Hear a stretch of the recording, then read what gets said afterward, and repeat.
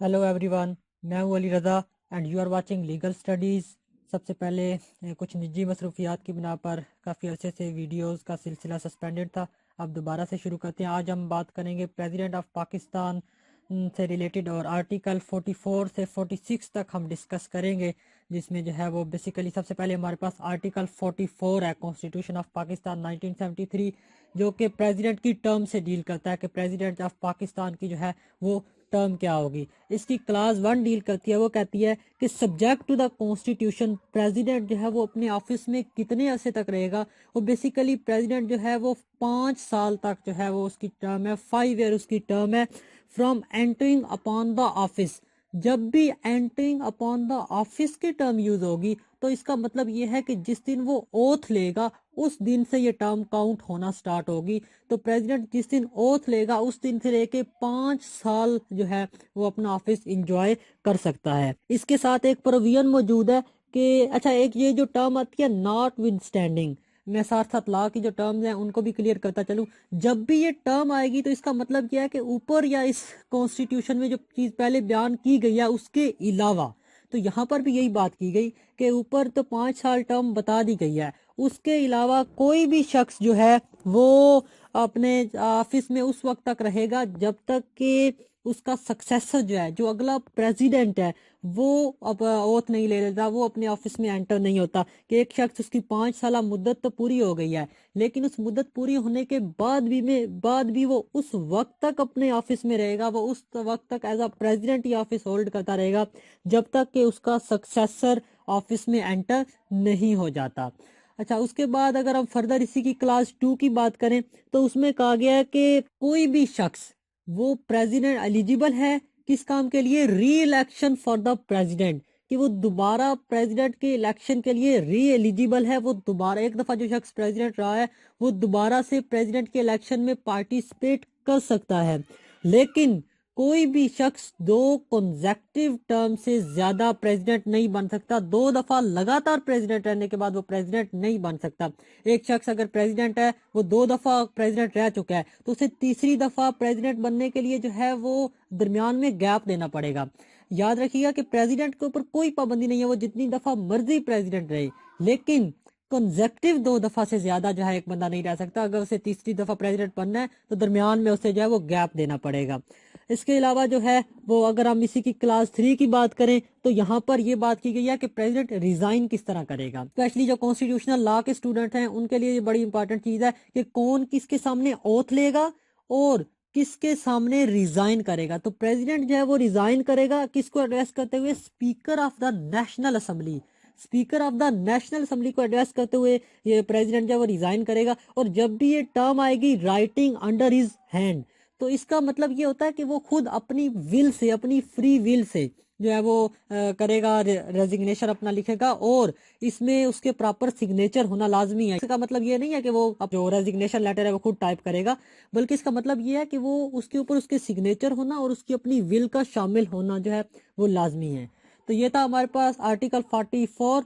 Article 45 जो है वो बड़ा इंपॉर्टेंट है, president power to grant pardon. ये जो प्रेसिडेंट के पास इख्तियार होता है सजा को माफ करने का, ये उससे रिलेटेड जो है ये आर्टिकल है जिसमें कहा गया है कि प्रेसिडेंट किसी भी अदालत, ट्रिब्यूनल या अथॉरिटी की तरफ से दी गई किसी भी सजा को पार्डन कर सकता है, रिप्रीव कर सकता है, रिस्पाइट कर सकता है, रिमिट कर सकता है, सस्पेंड कर सकता है या कम्यूट कर सकता है। ये 6 चीजें जो है वो बेसिकली बताई गई हैं जो कि प्रेसिडेंट की पावर में शामिल है। तो अब हम इन 6 चीजों को थोड़ा सा जो है वो देख लेते हैं कि इन 6 चीजों का जो है वो क्या काम है। सबसे पहले हमने बात की पार्डन कर सकता है। पार्डन को हम सिंपल माफ करना के कॉन्टेक्स्ट में लेते हैं कि प्रेसिडेंट किसी भी सजा को माफ कर सकता है, किसी भी सजा को कंप्लीटली जो है वो खत्म कर सकता है। एक शख्स उसने कोई जुर्म किया, उससे सजा हुई, तो प्रेसिडेंट के पास ये राइट है कि वो उस सजा को कंप्लीटली माफ कर सकता है, उसे खत्म कर सकता है। दूसरी चीज हमारे पास जो आती है वो है सस्पेंड। पार्डन तो हमने देख लिया कि वो माफ कर सकता है, सस्पेंड का मतलब ये है कि वो उसको मुअत्तल कर सकता है वक्ती तौर पर, आर्जी तौर पर। जब वो उसे मुअत्तल करेगा सजा को, वो उसके ऊपर जो है वो अमल दरामद नहीं होगा, सजा को सस्पेंड कर देगा, मुअत्तल कर देगा, तो इसको हम कहते हैं कि ये जो है सस्पेंड, प्रेसिडेंट ने जो है वो कोई भी सजा سسپینڈ کر دیا ہے۔ اچھا یہاں پر کچھ ٹرمز جو ہے وہ ایک دوسرے سے ملتی جلتی ہے، اس کی ریزن یہ ہوتی ہے کہ کانسٹیٹیوشن میں کسی بھی قسم کا شک و شبہ نہ رہ جائے، کسی بھی قسم کی ایمبیگوٹی نہ رہ جائے، تو اس وجہ سے ٹرمز کو جو ہے وہ سینونمز جو جتنے بھی ہیں اس چیز کے ان کو یہاں پر یوز کیا گیا ہے۔ اچھا تیسری چیز جو ہے وہ ہے ریپریو۔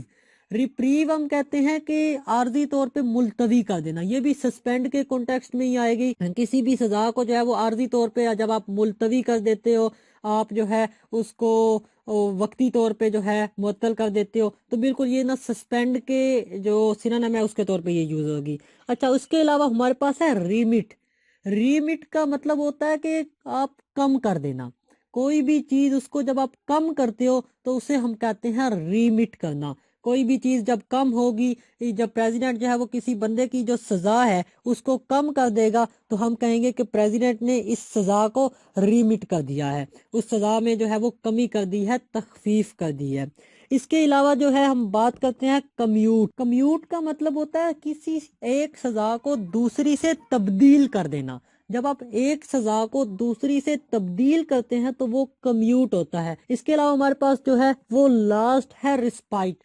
رسپائٹ بھی جو ہے وہ ملتوی کرنا کے کنٹیکسٹ میں آتا ہے، کسی بھی چیز کو جب ہم ملتوی کرتے ہیں اس میں تخفیف کرتے ہیں یا اسی کنٹیکسٹ میں جو ہے وہ رسپائٹ بھی آتا ہے۔ تو بیسیکلی اگر ہم 6 چیزوں کو سمرائز کرنے کی کوشش کریں تو ہمیں پتہ چلے گا کہ پریزیڈنٹ کسی بھی سزا کو مکمل طور پہ معاف کر سکتا ہے، عارضی طور پہ کمی کر سکتا ہے، اس میں تخفیف کر سکتا، عارضی طور پہ معطل کر سکتا ہے، سسپینڈ کر سکتا ہے۔ پہلا معاف کرنا ہو گیا، دوسرا اسے سسپینڈ کرنا ہو گیا، تیسری بات یعنی کہ عارضی طور پہ معطل کرنا، تیسری بات اس سے کمی کرنا، اس میں تخفیف کرنا، سزا کو کم کر دینا، اور چوتھی بات جو ہے وہ یہ کہ سزا کو تبدیل کر دینا۔